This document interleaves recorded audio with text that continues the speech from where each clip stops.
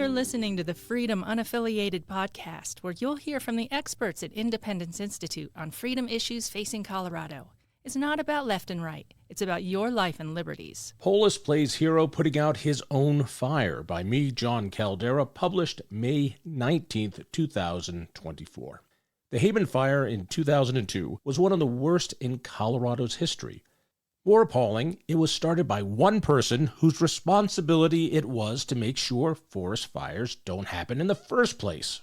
It's exactly what's going on today, with one person who should have prevented our gasoline prices from spiking 50 cents to $1 a gallon, but instead made it happen.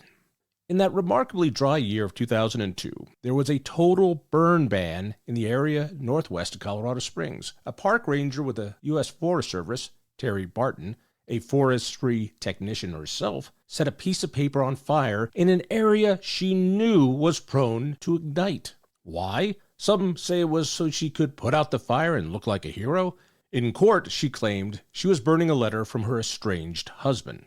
This one person, wanting to look like a hero, lit one piece of paper and torched over 138,000 acres over 4 different counties, killing 6 people and landing her a 6-year sentence in a federal pen. From the Declaration of Independence to a letter burned in the forest, the power of one page is tremendous. The EPA tells us Colorado has an ozone problem and we are out of compliance with their standards. Therefore, gasoline in the Denver metro area will need to be reformulated to their liking, adding between 50 cents and $1 a gallon as penance. Since society is currently drunk on the word injustice, it's important to note Coloradans bear very little responsibility for this problem, yet are being punished. The bad air quality comes from California and often from China and blows into our high altitude, knocking us out of EPA compliance.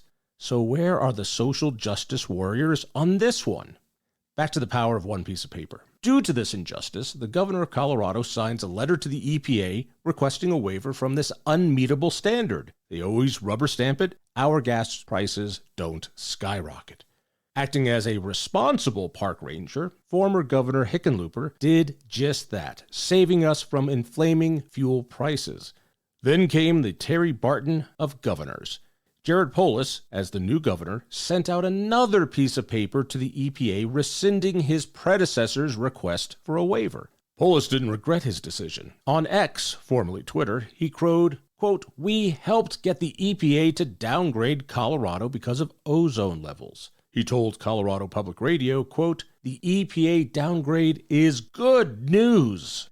As I wrote in a column years ago, quote, "Mr. Polis will be the first governor not to ask for the waiver. The likely result is the EPA will require Coloradans to use a boutique mixture of fuel that will have to be created especially for us at a cost of up to $1 more a gallon." But reinventing his own history is an art that Polis has mastered. He is now standing up to the EPA, demanding they give us the waiver he himself canceled a few years back, and acting like he's always been fighting for it. Unbelievable. At a meeting with the Gazette's editorial board, Polis seemed to forget just how he was so proud of his sole decision on the EPA waiver, saying, quote, "Oh, they're, the EPA, awful, just awful, awful, awful, awful. We're fighting them on many fronts, but particularly now, and I say this with several exclamation points, on this insane requirement for this reformulated gas." Polis went on, quote, "Everybody's going to drive a few extra miles, which makes our air even worse and will add to the traffic because it may be 40 or 50 cents cheaper, worth driving that extra couple miles for. A supply crisis is likely," end quote. He knew there'd be a supply crisis, yet he rescinded the EPA waiver anyway? That is political malfeasance. He's hoping you forget he started this colossal economic forest fire all on his own. Realizing the political and economic fallout of his bad decision, he now wants to look like the hero trying to stop it. We all should demand that instead of rewriting his past, he man up instead and say, quote, "I personally made a terrible mistake. It cost my constituents greatly. I was wrong, and I am working to fix the problem I and I alone created. I am sorry."